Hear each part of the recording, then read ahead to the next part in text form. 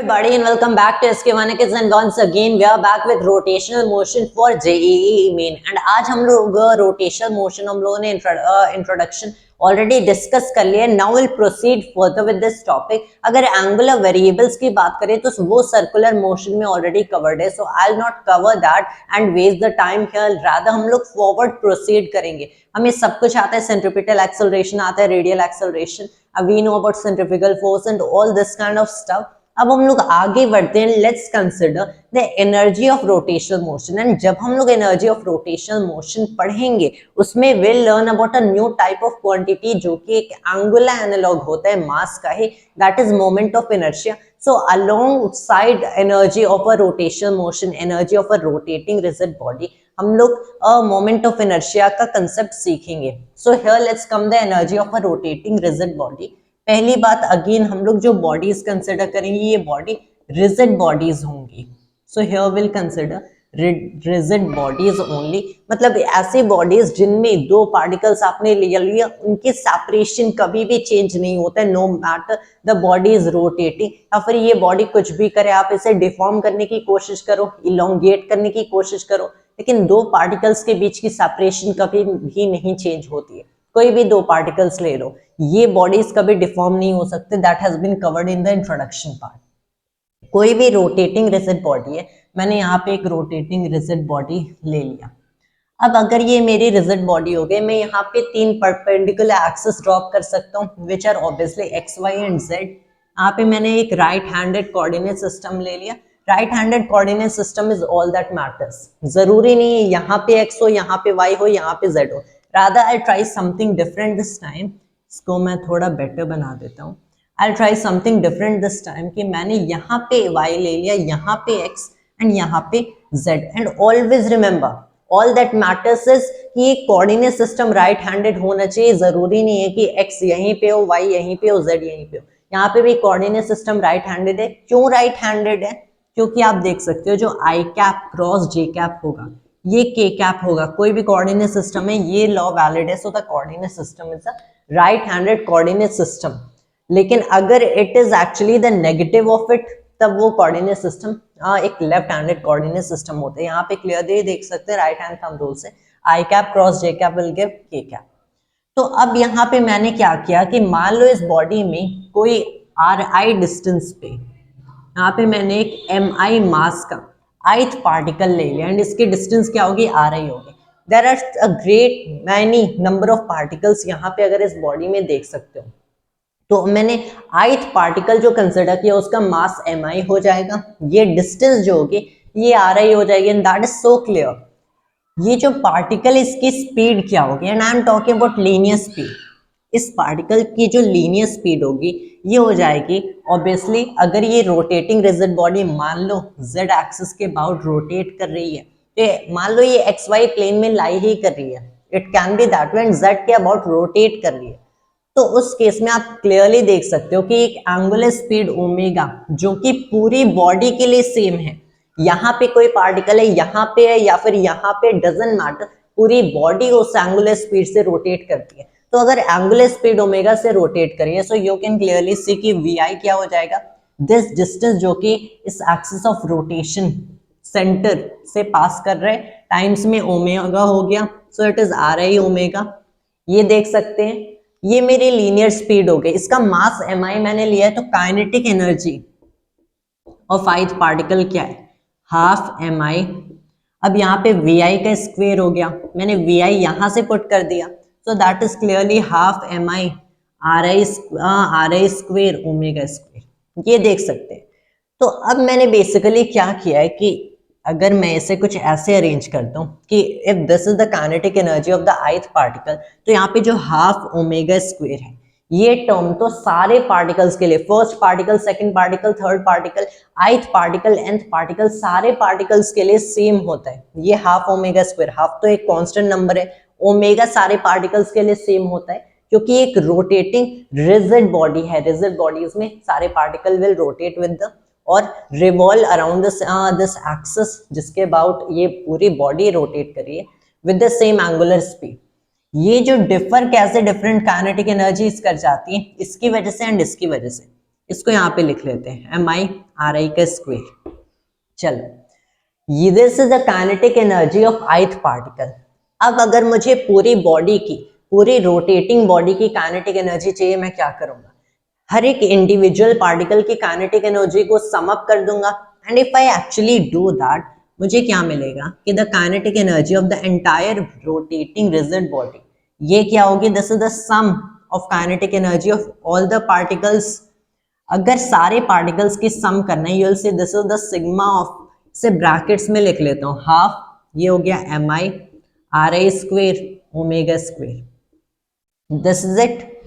यहाँ पे कांस्टेंट कौन सा टर्म है, हाफ ओमेगा स्क्वायर है, इसे मैं बाहर लिख सकता हूँ, हाफ हो गया, फिर ओमेगा स्क्वायर हो गया, हाफ ओमेगा स्क्वायर बाहर हो गया, बिकॉज़ इट इज कांस्टेंट, सारे के लिए सेम है। सिग्मा अंदर क्या बचा, यहाँ पे मास डिफरेंट हो सकते हैं, RI स्क्वायर डिफर कर सकता है, this is what we are getting. तो अगर मैं यहाँ पे फोकस करूं दिस टर्म, ये तो सारे ऑब्जेक्ट, सारे पार्टिकल्स इन दिस बॉडी के अंदर सेम है, ये टर्म की वजह से kinetic energy of entire body differ कर जाती है। अगर मैं यहाँ पे बेसिकली फोकस करूं, इसे मैं as a term, as a general quantity लिख सकता हूं अगर चाहूं, that will be the angular analogue of mass. ये कैसे होगा, अगर फोकस करें, this quantity involves the sum of masses, not directly of course, mass of the ith particle times distance of ith particle from center, जो कि origin माना गया है, का squared as you can see, and फिर इसे sum किया गया है from I equals 1 to n particles, अगर n is the number of particles in the rigid body। तो somehow अगर मैं देखूं, ये directly rotation से related नहीं है, it is obviously related to kinetic energy of rotation, लेकिन जरूरी नहीं है कि rotation होगा तभी ये quantity वहां पे exist करती है। You have to focus, it is such a quantity कि अगर ओमेगा जीरो है तो काइनेटिक एनर्जी ऑब्वियसली जीरो है, लेकिन जरूरी नहीं है ये क्वांटिटी जीरो हो। This quantity is always a non zero number for any given axis, and ये एक्सिस पे भी डिपेंड करता है, क्योंकि अगर आपने z को यहाँ से पास करने के बजाय यहाँ से पास कर दिया, तब ऑब्वियसली ये डिस्टेंस डिफर कर रही है। सो यू हैव टू सी, तब समहाउ ये सर्व करता है कि काइनेटिक एनर्जी, ऑब्वियसली यहाँ पे रोटेशन हो रहा है, तो जैसे mass is the quantitative measurement of the inertia of a body to translation, यहाँ पे ये क्वांटिटी समहाउ रिप्रेजेंट करती है the quantitative measurement of the inertia of the body to rotation. तो अगर मैंने इस टर्म को मोमेंट ऑफ इनर्शिया मतलब I लिख दिया, this termed as I, which is the moment of inertia, this is moment of inertia, and इसे moment of inertia कह सकते हो या फिर रोटेशनल इनर्शिया भी कह सकते हो, और इट इज रोटेशनल इनर्शिया। तब इसे मैं समराइज कर सकता हूं इस पूरे इक्वेशन को as the kinetic energy is half I omega square. ये मेरी काइनेटिक एनर्जी ऑफ रोटेशन होती है। अब एक सिंपल सा, and you can actually see over here कि you are getting such a simple equation कि आपको मेमोराइज करने की भी जरूरत नहीं है। व्हाई? क्योंकि this is just the analogue of the previous equation जो कि काइनेटिक एनर्जी का आपने पढ़ा था। काइनेटिक एनर्जी का नॉर्मल इक्वेशन हम लोगों ने क्या पढ़ा? ट्रांसलेशन के लिए this is the equation. Note कि यहाँ पे जो मैं काइनेटिक एनर्जी के लिए इक्वेशन लिख रहा हूँ, ये जो काइनेटिक एनर्जी है मेरी, इससे मैं चेंज नहीं कर रहा हूँ। इट इज नॉट की the angular analogue of linear kinetic energy, it is not like that. जैसे टाइम लीनियर या फिर ट्रांसलेटरी मोशन में एंड एंगुलर मोशन में सेम होता है, वैसे काइनेटिक एनर्जी कोई डिफरेंस नहीं है। ये हाफ I ओमेगा स्क्वायर अभी भी हाफ mv स्क्वायर के इक्वल है, लेकिन अगर मैंने हाफ mv स्क्वायर लिखा होता तो अगेन नोटिस हियर मुझे 1 by 1 in each and every problem sum up करना होता half mv square for the entire body, जो कि हम सबको पता है मैं नहीं कर सकता हूँ। तो मैंने क्या कर दिया कि मैंने this term sigma MI/RI square, जो कि किसी भी पर्टिकुलर बॉडी के लिए कैलकुलेट करके मेमोराइज किया जा सकता है, यू कैन सी मैंने ऐसे लिख दिया। And now instead of half mv square, जो कि बहुत ही लेंथी कैलकुलेशन हो जाती, मैंने इसे हाफ I ओमेगा स्क्वायर लिख दिया है। So here this is the kinetic energy जो कि obviously same है, it is not something like it is an angular analog of kinetic energy, it is just the kinetic energy। यहाँ पे angular analog से अगर replace कर दें so it is same, m को इसके angular analog जो कि मैंने I लिख दिया, v का हो गया omega, so you have half I omega square which is just giving the same kinetic energy जो कि linear motion में एंड एंगुलर मोशन में, दोनों में एग्जिस्ट करती है। ये काइनेटिक एनर्जी मिल गई। And the reason I picked up this topic before moment of inertia, कि यहाँ से काइनेटिक एनर्जी से somehow मोमेंट ऑफ इनर्शिया का कंसेप्ट अंडरस्टैंड किया जा सकता है when you try to derive this particular thing, ये काइनेटिक एनर्जी। तो ये तो हम लोग समझ लिए, it was pretty easy, but the real things comes in this particular thing। ये जो I होगा which will represent as sigma mi square किसी भी पर्टिकुलर बॉडी के लिए। नाउ द क्वेश्चन कम्स, आप इसे सम कैसे करोगे? अब इसके समेशन के लिए डिफरेंट बॉडीज के लिए डिफरेंट होते हैं and you can just memorise it कि एक रॉड के लिए अगर आपको रोटेट करना है अबाउट एन एक्सिस जो कि सेंटर ऑफ मास से पास करे, उसके लिए क्या मोमेंट ऑफ इनर्शिया होगा, अगर एक एंड से पास करे उसके लिए क्या मोमेंट ऑफ इनर्शिया होगा। So you can just memorise it and then in that case it will be very help. लेकिन इस वीडियो में I will not exactly calculate for the different cases moment of inertia की क्या values हो सकती हैं, but rather इस video में we are just discussing the concept of moment of inertia. अगर एक कंटिन्यूअस डिस्ट्रीब्यूशन ऑफ पार्टिकल्स है, मतलब you have a great many particles, बहुत सारे पार्टिकल्स हैं, इन दैट केस आप क्या करोगे?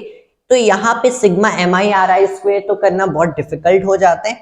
What you will do is integrate this term, sigma को इंटीग्रेशन के साइन से रिप्लेस करोगे, यहाँ पे आर स्क्वायर को आपको इंटीग्रेट करना है कंसिडरिंग स्मॉल एलिमेंटल मासेस। ये एक मच मोर जनरल फॉर्म हो गया इस इक्वेशन का फॉर मोमेंट ऑफ इनर्शिया। क्या होगा किसी भी बॉडी के लिए? This will be the integral r square dm. अब ये आर स्क्वायर डीएम का इंटीग्रल कैरी आउट कैसे करते हैं? This seems pretty much tough कि डिस्टेंस को as a function of mass लिखना पड़ेगा, फिर इंटीग्रेट करना पड़ेगा। ये होता कैसे? Again that is not as complicated as it seems at first. वो if you study the cases की कैसे एग्जैक्टली कैलकुलेट किया जाता है, it can be pretty easy. तो ये तो moment of inertia and again since ये डिस्टेंसेस पे डिपेंड करे एंड मासेस पे डिपेंड करे जो वहां पे जरूर होंगे, इवन अगर ये बॉडी रेस्ट पे एंड मोशन में नहीं है, तो इन that case moment of inertia always exists.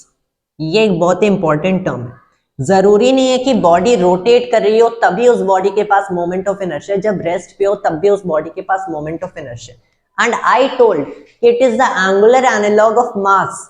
इसका मतलब ये नहीं it will be completely similar to mass. एक डिफरेंस जो कि बहुत बेसिक सा है एंड यहाँ पे इंपॉर्टेंट सा है कि मास आप कोई भी एक्सिस लो कहीं पे भी रहो कांस्टेंट रहता है। Relativistic effect line, so that is a different thing. Mass आपका हमेशा कांस्टेंट रहता है, मोमेंट ऑफ इनर्शिया डिफर कर जाता है। कैसे डिफर करता है? अगर आपने एक डिफरेंट सेट ऑफ एक्सिस ले लिया एंड अभी will take up that case कैसे डिफरेंट एक्सिस से डिफरेंट मोमेंट ऑफ इनर्शिया आ जाता है।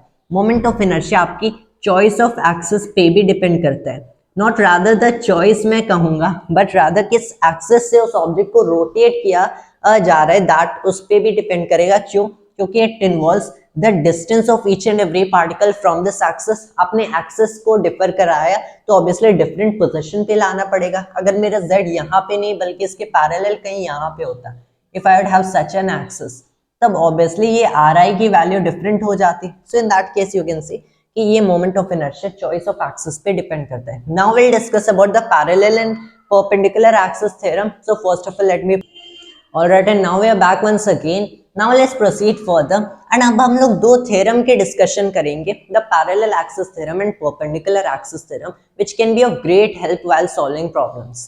Parallel axis theorem first comes, तो अगर मैं इस थ्योरम की बात करूं, it is something like this. Parallel axis theorem जैसे इसका नेम इंप्लाई करता है, it is about two parallel axis and इसमें से एक जो एक्सिस होती है ये तो ऑलरेडी फिक्स होती है। पैरेलल एक्सिस का मतलब ऑब्वियसली दो एक्सिस हैं जो कि एक दूसरे के पैरेलल हैं। तो आपके पास अगर यहाँ पे देखें there are two parallel axis, तो ऑब्वियसली अगर मैंने ये अपना एक्सिस ऑफ रोटेशन एक ले लिया, ये एक कोऑर्डिनेट सिस्टम है, ये दूसरा कोऑर्डिनेट, सो लेट मी से कि ये मेरा एक एक्सिस ऑफ रोटेशन हो गया, ये एक एक्सिस ऑफ रोटेशन हो गया, ये z वाला जो अभी मैं इस कोऑर्डिनेट सिस्टम में ले रहा हूँ, तो ये दोनों एक दूसरे के एकदम पैरेलल होंगे। These two will be parallel to each other as the name implies। लेकिन ये जो दो पैरेलल एक्सिस है इसमें से दोनों आप खुद डिसाइड नहीं कर सकते। इसमें से एक जो एक्सिस होगा this will be definitely the axis जो कि उस बॉडी के सेंटर ऑफ मास के थ्रू पास कर रहा है। What does it mean? मान लो आपके पास एक बॉडी है, उसके सेंटर ऑफ मास के थ्रू एक डेफिनेटली एक एक्सिस पास कर सकते हैं। जब उसके सेंटर ऑफ मास के थ्रू एक एक्सिस पास करेगा तब उस एक्सिस के एक हम लोग पैरेलल एक्सिस ले सकते हैं, तब उसकी कंप्यूटेशंस हो सकती है। वो कैसे करेंगे? So I will tell you कि पैरेलल एक्सिस थ्योरम कुछ ऐसा इंप्लाई करते हैं कि मान लो आपके पास you have a rotating body, यहाँ पे मैंने एक रिजिड बॉडी ले लिया, डजंट मैटर कि ये रोटेट कर रहा है नहीं कर रहा है, हमें बस यहाँ पे अपनी एक्सिस बतानी है, मोमेंट ऑफ इनर्शिया बताना है। We are talking about moment of inertia. जरूरी नहीं है कि जब ये बॉडी रोटेट करे तभी मोमेंट ऑफ इनर्शिया होता है, बिना रोटेशन के भी मोमेंट ऑफ इनर्शिया उस बॉडी में हमेशा होगा, लेकिन जब रोटेशन होगा then the moment of inertia is the inertia to rotation. You have to understand it. तब यहाँ पे मैंने ले लिया कि मान लो this is the centre of mass of body, तो सेंटर ऑफ मास से मैंने बेसिकली एक एक्सिस पास करा दिया। ये मैं z एक्सिस ले रहा हूँ, ये y एक्सिस हो गया, ये x एक्सिस हो गया, right. Moment of centre of mass से एक एक्सिस चली गई। अगर मैंने देख लिया इसके अबाउट रोटेशन जो होगा तो उसके लिए what will be the moment of inertia of this body, वो मैंने ICM ले लिया। अब मैंने क्या किया कि at a distance d to this axis I take up another axis, मेरे पास एक और एक्सिस है जिसके अबाउट रोटेशन के लिए मोमेंट ऑफ इनर्शिया I हो गया, एंड ये जो एक्सिस है ये at a distance d to the axis of centre of mass है। अगर mass of this body is capital M, पूरी रिजिड बॉडी का मास कैपिटल M होता है, then the parallel axis theorem कुछ ऐसा कहता है कि फॉर एनी पैरेलल एक्सिस आपके पास जो मोमेंट ऑफ इनर्शिया होगा, parallel to what, parallel to the axis through centre of mass, it will be the moment of inertia about the axis through centre of mass plus M mass of that body times distance between this axis जो कि आपने लिया है and this axis which is through centre of mass का square. This is the parallel axis theorem, as simple as this, बस आपको समझना है। एंड ये आया कहां से, and I will tell you how did it actually come. इसका प्रूफ भी देख लेते हैं, डेरिवेशन देख लेते हैं, how do you derive this particular thing, जो कि ऑब्वियसली इतनी स्ट्रेंज लग रही है कि कैसे आपने रिलेट कर दिया। How can you actually relate it कि यहाँ पे ये वाला जो एक्सिस है ये सेंटर ऑफ मास के थ्रू पास करे, डिस्टेंस d पे ये आपने ले लिया, how do you relate it?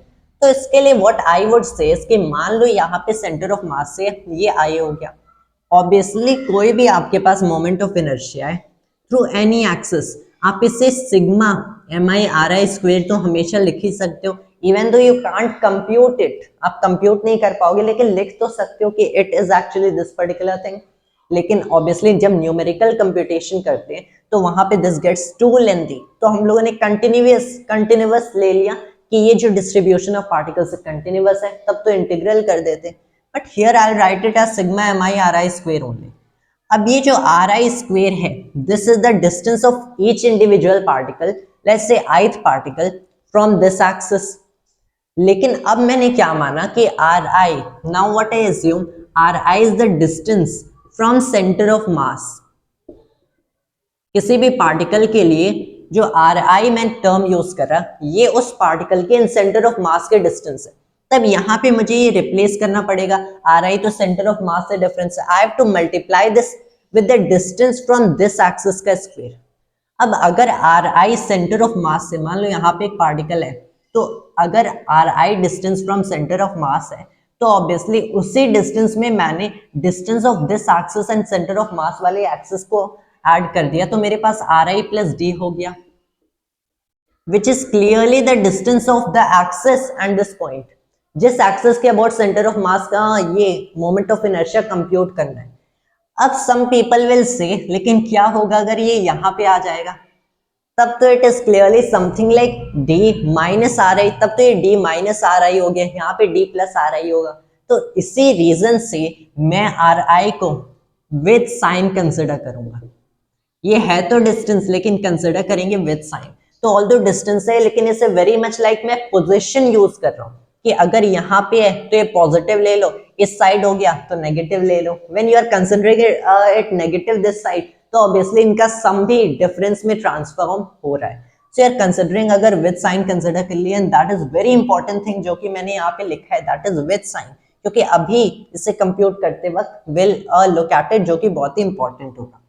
तब ऑब्वियसली मैं यहाँ पे RI प्लस D का स्क्वायर कर सकता हूँ, because that is now the distance from the this particular axis जो कि point P के about pass कर रही, and this particular particle आपने लिया है. Obviously this is just a plus b का whole square. So simple. आपने ऑलरेडी पढ़ा है. This is everything, everything in this you have already studied. मैंने ये कर लिया. फिर you have sigma M I R I का स्क्वायर. मैं सिग्मा को बहुत सारे पार्ट्स में ब्रेक कर रहा हूँ कि यहाँ पे इस टर्म का सिग्मा प्लस में इस टर्म का सिग्मा प्लस इस टर्म का sigma. Then you have sigma M I D का स्क्वायर, ठीक है, प्लस यू हैव सिग्मा 2, यहाँ पे हो गया मेरे पास 2 एम आई मल्टीप्लाई कर देते हैं are I D.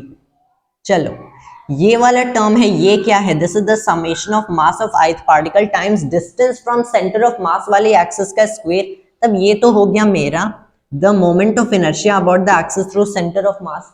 If you carefully analyse it, ये मेरा moment of inertia about axis through centre of mass है. ये जो डिस्टेंस है, डिस्टेंस बिटवीन टू एक्सिस, आपने कोई भी पार्टिकल चूज किया, ith पार्टिकल nth पार्टिकल कोई भी, लेकिन distance from centre of mass to this axis तो चेंज नहीं हो सकता, उसका तो रिलेशन ही नहीं है. मतलब आपने इसको कांस्टेंट मान के बाहर निकाला तो ये वाला जो टर्म होगा ये तो कैपिटल M हो जाएगा. तो ऑब्वियसली अब समेशन के अंदर क्या बचा? बस the sum of all the masses, मतलब sum of masses of all this particles. मैंने total mass already capital M लिया था, तो ये जो मेरा पूरा टर्म हो गया, ये क्या हो गया? The total mass of this body of this rod times में डिस्टेंस बिटवीन टू एक्सिस का स्क्वायर. ठीक है, यू कैन ऑलरेडी सी यहां से ये दोनों टर्म्स बन रहे हैं, लेकिन इक्वेशन कंप्लीट तभी होगा जब ये वाला टर्म जीरो होगा. Now you have to think कि ये वाला टर्म आप जीरो करोगे कैसे, ये जीरो हो कैसे हो सकता है? इन दैट केस आप बस देख लो ये टर्म है क्या. टोडी को तो मैंने कांस्टेंट लेके बाहर ले लिया. Sigma M I R I हो रहा है. ये sigma M I R I होगा कैसे? अब R I is the distance of each particle from centre of mass. जब ये पार्टिकल सेंटर ऑफ मास से, let's say centre of mass से इसके डिस्टेंस ली जा रही है, तो अगर मैंने मान लो at a distance of r1 यहाँ पे यहाँ पे लेफ्ट साइड पे एक पार्टिकल माना, तो r1 डिस्टेंस पे ऑन द राइट साइड भी एक पार्टिकल होगा. ऑब्वियसली यहाँ पे मैं कांस्टेंट मास का मान रहा हूँ कि सारे पार्टिकल्स के मास कांस्टेंट, नन कांस्टेंट है तो भी ये मैनेज हो जाएगा r1 डिस्टेंस पे. इस इफेक्ट को नलिफाई करने के लिए एक दूसरा मास होगा, क्योंकि centre of mass doesn't just matter कि सेंटर पे होगा, कोई भी डिस्ट्रीब्यूशन ऑफ मास वहां पे सेंटर ऑफ मास जरूर बनेगा. तो ऑब्वियसली अगर मैं यहाँ पे फोकस करूं तो यहाँ पे r1 डिस्टेंस पे यहाँ पे भी एक मास है. तो ऑब्वियसली अगर देख सकते हैं sir centre of mass equal distribution of mass बनाते हैं दोनों साइड पे. So what you can focus from here कि ये जो टोटल टर्म है, एंड इसलिए मैंने बताया था आर आई को विद साइन लेना है. तो आपके पास इस साइड पे मान लो एक पॉजिटिव m1 r1 है, तो उस साइड पे एक नेगेटिव m1 r1 होगा, क्योंकि r1 तो विद साइन होगा. जब एक्सिस डायरेक्शन चेंज करेंगे तो r1 की वैल्यू ऑब्वियसली साइन चेंज हो जाएगा. मतलब अगर आपने पूरे रॉड के लिए कंसिडर किया थ्रू दिस सेंटर ऑफ मास, तो जहां पे जितना इफेक्ट यहाँ पे आएगा इस इक्वेशन से उतना ही यहाँ पे आएगा. So you have to understand कि ये जो टोटल सम है जीरो है, टोटल सम जीरो है. तब इस इक्वेशन में भी ये जीरो आना चाहिए था, क्योंकि यहाँ पे भी तो आर आई है, तो यहाँ पे भी विद साइन आना चाहिए. लेकिन इफ यू कंसिडर हियर यहाँ पे आर आई के स्क्वायर है, तो अगर कोई नेगेटिव टर्म भी आ जाए तो वो भी negative times a negative number is a positive number, वो भी अगर ये नेगेटिव साइन आपने कंसिडर किया तो यहाँ पे टोटल सम बस ICM बन रहा है, क्योंकि here is also a square but here is no square over here. तो आपने बस क्या लिख दिया कि the moment of inertia about the axis through point P is the moment of inertia through centre of mass plus M mass of body times distance d का square. You have to understand this is moment of inertia through a parallel axis to center of mass, moment of inertia through center of mass itself plus में ये mass हो गया of entire body, distance between center of mass वाली axis and this axis से आप compute कर रहे हैं. It is as simple as that, बहुत ही simple है. ये parallel axis theorem हो गया. अब एक और ऐसा ही theorem होते हैं जिसे perpendicular axis theorem कहते हैं. Just it is writing it short, perpendicular axis theorem. And this is a very simple theorem. इसकी डिटेल I won't go. इसमें I'll explain it something like this कि मान लो आपके पास एक बॉडी है जो कि एक प्लेन XY में है. This body lies in an XY plane. XY plane में लाई करती है, तब यहाँ पे अगर मैंने कोई भी एक्सिस Z बना दिया, जो कि ऑब्वियसली ये बॉडी XY प्लेन में है, तो ऑब्वियसली इस बॉडी का कोई भी पार्टिकल, सारे पार्टिकल के Z कॉम्पोनेंट सेम होंगे, जो हम लोग 0 मानेंगे। Z पोजीशंस एक्चुअली, कोऑर्डिनेट्स मतलब। तो यहाँ पे Z एक्सिस हो गया, ये Y एक्सिस हो गया, ये X एक्सिस हो गया, राइट हैंडेड कोऑर्डिनेट सिस्टम है, सो इट्स परफेक्ट। अब अगर मैंने एक ऐसा कोऑर्डिनेट सिस्टम बनाया जहां पे x एंड y एक्सिस, जो कि ऑब्वियसली बॉडी XY प्लेन में है, तो XY एक्सिस जरूर होंगी, यहाँ पे एक Z एक्सिस भी बना दिए। So the moment of inertia about a Z axis of this body, about a Z axis क्या लिख सकता हूँ, the moment of inertia about X axis plus moment of inertia about Y axis. But then the question comes, X and Y के बहुत सारे, you have to listen, X and Y के बहुत सारे एक्सिस यहाँ पे पास कर सकते हैं, Z के बहुत सारे एक्सिस, तो कौन सा एक्सिस के अबाउट सेंटर ऑफ मास होगा, क्योंकि ये भी तो एग्जैक्ट Z एक्सिस हम लोगों ने लिया था, ये भी एक Z एक्सिस है। तो आप कोई भी पर्टिकुलर कोऑर्डिनेट सिस्टम कंसिडर कर लो, what you have to focus is कि उस कोऑर्डिनेट सिस्टम में मान लो मैंने सेंटर के थ्रू पास आने वाले एक Z एक्सिस या फिर सेंटर ऑफ मास के थ्रू, तो वहां पे X एंड Y इंटरसेक्ट करने चाहिए। So moment of inertia about a z axis which passes through the point जहां पे x and y intersect कर रहे हैं, आपको moment of inertia about a z axis लेना है जहां पे ये x and y intersect करे, उस पॉइंट से पास होने वाले z axis को आपको लेना है, and that will be just sum। तो ऑब्वियसली इसका मतलब ix iz माइनस iy के इक्वल होना चाहिए। It depends on the situation, you have to understand. अगर ये XY प्लेन में लाई करे, that is why it is perpendicular axis theorem. अगर XY प्लेन में लाई कर रहे तो इसके परपेंडिकुलर वाला जो मोमेंट ऑफ इनर्शिया होगा, that will be equal to the sum of moment of inertia in the plane जिसमें ये है। अगर यही इसका YZ प्लेन होता, देन यू वुड राइट कि IX equals IY plus IZ। And जरूरी नहीं है कि कंप्लीटली आपने ले लिया कि बस 2D बॉडीज के लिए वैलिड है, it is also valid for 3D bodies. बस आपको separately, first as an example मैंने एक 2D बॉडी लिया, 2D रिजिड बॉडी, लेकिन it is also valid for a 3D body. अगर आपके पास एक XYZ वाला प्लेन है, एक XYZ वाला प्लेन है, तो उसमें भी यू कैन सी कि IZ equals IX plus IY लिख सकते हो when you are considering an what you can consider an XY plane in this 3D body.